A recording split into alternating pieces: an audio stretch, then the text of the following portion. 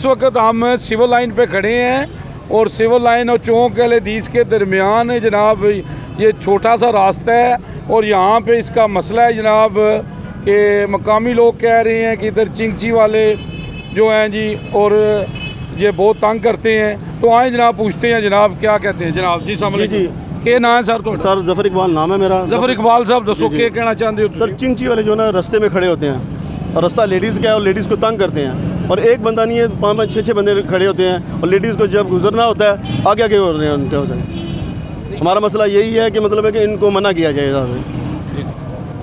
जी जी ये कह रहे हैं कि इधर चिंची वाले खड़े होते हैं और लेडीज़ को क्या तंग करते हैं? तंग करते हैं बहुत आगे आगे होते हैं उनको किधर जाने को जाना है। हाँ जी, तो लेडीज़ को कहते हैं जी चलो जी किधर जाना है, जी चलो किधर जाना है। तो ये तंग करते हैं, ये सही नहीं है।